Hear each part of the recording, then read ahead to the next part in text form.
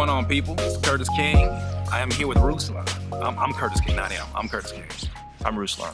This is Ruslan. We're Hi. at the top of the world. Top of the world, baby. Weather's beautiful. It's a beautiful day, and today we are discussing this new record you got, man. Yes, sir. Americana. Yeah. What does this title come from? You. As I smile at you. You're not like I don't know. What is this title even? Like, what drives you to name the album Americana? Well, yeah, a couple things. One, Americana is like contributions to American pop culture. And my perspective as an immigrant, of someone that wasn't born here, having to assimilate while remaining myself and remaining who I am has been a lot of the theme throughout my life. And I unpack that and I get very personal on this record. And the good and the bad of American culture, and this being my piece of contribution to American culture. So that's kind of what the meaning comes from in terms of the Americana theme throughout the record. And so it's not necessarily a linear record, it's more like a loose theme of stories and reflections and concepts.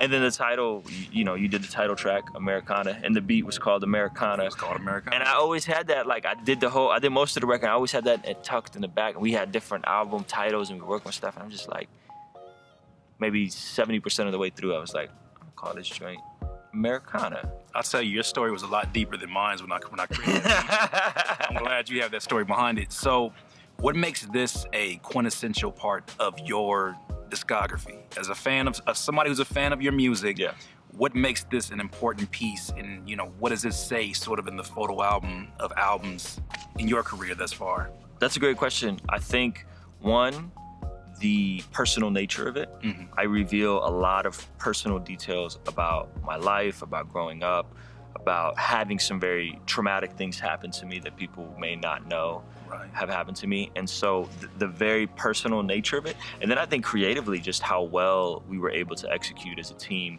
from the production to the mixing to the songwriting and the overall just vibe that I was working on Good Religion for the Dream Junkies record, and then I just was able to catch a really cool creative wave and the momentum from that. Whenever I'm on Dream Junkies stuff or Belief in John, those guys are phenomenal at what they do, so I have to step my game up. So I was coming off the heels of like, all right, like I'm giving 150% on every verse. I can't, because I can't get eaten up, and then I was re-recording verses and really just being meticulous on my contributions on that, and then I rode that wave into this. So there was a lot of songs, like a song like Raw Sugar, one of the singles, multiple revisions in terms of the raps. If you hear the original and this one, it's like there's maybe 12 bars from the original that made it into the final version. A song like Petty, just working through the mixes and working through fine-tuning it. So I think the creative, lyrical standpoint is there, and I think the personal standpoint is there.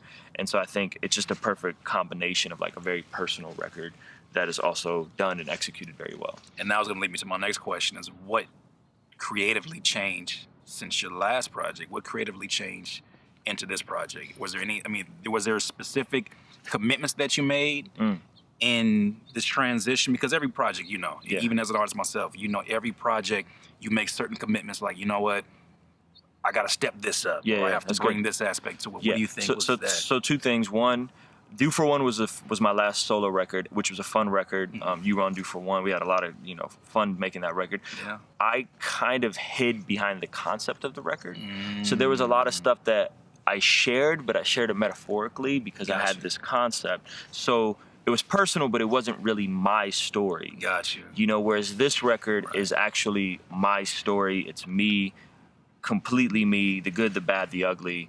A lot of reflection, a lot of thinking out loud, and getting back to the root of who I am. A lot more self-awareness on this record. I was gonna say, with that said, who is Ruslan? If for people who've known you and they've seen your interviews and they've seen all the things that they've come to love you as an artist and as a human being, but what stories are you telling? I mean, you don't want to give it all away, of course, because they want to get the album, but who are you? What really represents who Ruslan is? Yeah, I think foundationally, my worldview started as an immigrant. I came from this country from a whole nother world, communist Russia, literally 6 months before the fall of communism in the Soviet Union. Right. I come out here, I don't know the language. All I know about American culture is Michael Jackson. Right. Oh, wow. And then I get exposed to hip hop, Right. and everything changes. I'm also a byproduct of a divorced marriage, a byproduct of a split home, which then caused being a byproduct of poverty, a byproduct of growing up on welfare, Right. on food stamps, and all that culminating to then getting into sports and music as I grew, and then I'm a Christian. I'm a Christian. I'm a friend. I'm a father. I'm a husband, and I'm a leader. And so you really get all of that exposed here. I'm an entrepreneur, so you hear some of the entrepreneurial things. And so the culmination of all that, I really haven't expressed holistically. And I feel like now, this part of the game, like I know who I am more. I know my story. I operate with a different level of self-awareness to be able to execute these ideas in a cool way. So how does, you brought two interesting points up, you being a father and you also being an entrepreneur. These are things that are sort of removed from the stereotype of what it means to be an entertainer or an artist or a rapper especially. Yeah. How do you balance both or all of those worlds together? Well, I think I feel more liberated on this record. I feel more free in terms of the content, the stuff that I'm like more free creatively. Right. But on Do For One, I used more, I don't know, you say colorful language, for sure. And I think now as a father, I see the responsibility I have towards my son. And so there's more freedom while at the same time more restraint and restriction. Right. In terms of understanding that not only am I just viewed as a leader publicly, but I'm actually a leader to my son. And I want to be the same guy that I am in my music, that I am when I'm with my 2-year-old, Levi's almost 2, that I am with my friendships. I want to be the same consistent guy. All the way around. And I feel like I was fragmented. I feel like I was a persona in my music, and I wasn't the same person in my home. Makes sense. So now, as a husband, as a father, I want my music to be holistically like this is who I am all the time. Well, I think you made a great bridge. I forget the particular song. You got to run me the song, but you say you don't want to keep up with the Joneses. As I'm listening to that, I'm thinking these are the same, because we have many conversations off the record, just in terms of marketing, in terms of business, and you're merging the two, especially with a song like that. You're speaking about, your hope dreams, and you have ankle weights, and all of these things. And I mean, it's a lot of basketball talk. So how does that make you feel to release that kind of personal? Does it make you nervous about people hearing these stories, or how do you feel about people getting exposed to that? A little bit. There is some level of how are people going to receive this, what are they going to think, am I going to get judged? And then there's also just like, I think I'm at a place where I just don't care as much. I don't care about the labels. I don't care what people think. I don't care what genre people want to place me. Like I really just, I'm me. Like it is what it is, and people get it or they don't. And I rather really focus on caring and loving those who love me and care for me than to try to win over everyone. Because if you try to reach everyone, you won't reach anyone. This is true. That whole thing. So yeah. So what do you think that being the artist that you are today with this project, this Americana project, what advice would you be able to give your 17-year-old self? See, the hard part is like a lot of my 17-year-old self probably wouldn't listen to advice from. Interesting. Same here. Yeah, I think at that age, like you're just so full of yourself. Unfortunately, no knock to Jake over here, Jake the intern, who's 17. What advice would I give my 17-year-old? That's a great question. I think I would say, don't feel entitled because you're talented. Just because you're talented doesn't mean that you're entitled to success, doesn't mean that you're entitled to fame, doesn't mean you're entitled to money. That if you work hard, you polish your craft, you love people, and you care for people, and you put other people's dreams ahead of your own, you'll be able to achieve all your own dreams. You'll be able to achieve all the things that you want to do.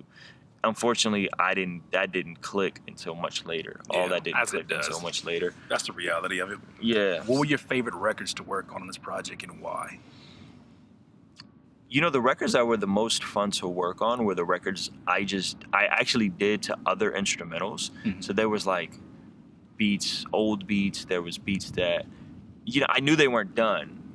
totally different vibes. And I did the records, I did them exactly how I wanted to do them. And then Eric Kingsley took the acapellas and custom fitted beats around them. So They Don't Know, which is gonna be the next single, Cause It Failed, weren't recorded to those beats. But I didn't even re-record the vocals to those beats. Those were recorded to totally different beats, and he was able to take the acapellas and literally do something from scratch. And I felt like that's the first time in my career where I felt like the production was so custom fitted to me. Not in a I'm micromanaging the producer and telling, you know what I mean? Sometimes artists, the rapper wants to co-produce the record, and that could be tough, you know? And I tried some of that, but I've never been that artist. You know, I'm either going to produce the record or I'm not, you know? And, or I'll do the song and I'll arrange it and add drops and maybe add something to it. I'm not that guy that like I can hold the producer's hand and walk them through the beat. Yeah, you want them to play their position. Yeah, play their position. And so this was the first time where I think he felt released and he felt free. And those two records, They Don't Know and Cause It Failed, I feel like were just completely, he was released to just do what he does. Petty was really fun to work with, work on, because that was, you know, my OG Sojourn from Future Shock, Tunnel Rats. And I've always wanted a beat like that and a beat from him like that. Oh, wow. And it was cool to come full circle. You know, he mentored me when I started rapping, when I started producing, come full circle and be able to like, hey man, like, let's do it. And we're going to keep working on additional stuff. And, he's really talented. So I'd say, you know, right now, those are probably some of the more fun records to work on. Now, something else that you mentioned is sort of your position within the game, your position within just hip hop in general, right? Because no matter what subgenre you are, we all are contributors to hip hop. Right. Where do you feel nowadays as being sort of, I guess, a dinosaur, me, a lyricist, and being somebody that's you're very focused on the clarity, and you're very focused on, you know, the choices. You know, you're making very sound choices with your music that, you know, for lack of a better term, like a lot of artists are just not as conscious about. How do you feel like that? And the reason I even say dinosaurs, you make a reference to that on the record, that it does kind of put you in a different space. You know, how do you feel, you know, presenting an album like this in a time like this? You know what? I feel free. I feel good. I think music today is so preference and palette based. So I think that this style of music, even though it's hard drums and it's, you know, people say maybe some of it is boom bap. Right. I think a lot of the kids I'm coming across didn't grow up with that. So there's kids that like this is the first year they said that the incoming freshman class in high school was born after 9/11. That's crazy. Right? And 9/11 happened, we were in high school, and this is the first year of that. So they didn't grow up with Tribe. They didn't grow up with the Blueprint. They didn't grow up with Illmatic or Stillmatic. They didn't grow up with any of this stuff. So to a lot of these kids, like, what I'm doing is actually new and refreshing. Right. You know, and so I think it's like, but packaging it and marketing it and mixing it and arranging it in a way where it still feels current and contemporary, while at the same time just being who I am. And the reality is, like, I don't do the auto-tune thing and the Travis Scott thing. I don't do the mumble rap thing. Well, you got to be you. I got to be me, and I got to capitalize on my strength. Like, I rap really well over dope drums and style and pattern and all that kind of stuff. And I get introspective and I have good concepts and content. And I think if I can rap well, make good content, I think that people will gravitate towards it. It's not just like I'm making art for art's sake and I'm rapping for rappers, because I stopped doing that a long time ago.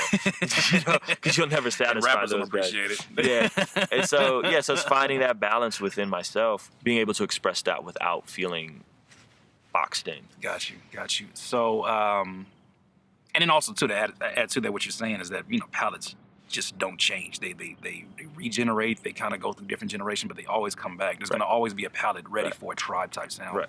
Okay. Any final thoughts? Anything that? Well, I guess my final question would be, who does this record specifically speak to? If somebody who's out there watching, who does this specifically speak to? And also any final thoughts that you have for the project? I think Americana speaks to that person who isn't quite sure which box they fit in. And I think this record is telling them to be yourself, know your story, know your truth, and walk in that. And at the same time, be aware that there is a greater truth outside of you. I think this record is for people that want to be encouraged, that want to be empowered, that want to be motivated through music. And that, for me, like, hip hop has always been, as much as it is artistic and creative, like for me, hip hop has always been the thing that I listen to for motivation and inspiration. Gotcha. It's the thing that like makes me want to do something with my life. It was always ambitious, goal, go out, do something. And I think this record will do that for people. So if you're, if you've experienced adversity, you're going to really connect with it. If you're looking to change your life and come up and improve your situation, you're going to relate to it. Right. And if you don't feel like you fit in, if you don't feel like you don't fit into, if you're perhaps an immigrant, if you're perhaps a minority, interracial, a Christian, right? Something of some minority sort, like you're going to be able to relate and connect and attach to this record. So, well, I mean, there you have it. There's no reason why you shouldn't be getting the album. You got Ruslan here, Curtis King, whichever one you want to kind of exchange. But Jake the intern behind the camera. Jake the intern. Thank you guys. Peace. Looking so high. I'm looking so high. I'm moving, I'm looking so high. I'm looking so high. Even when I'm feeling low. What side of the bed did I wake up on? Here we go again.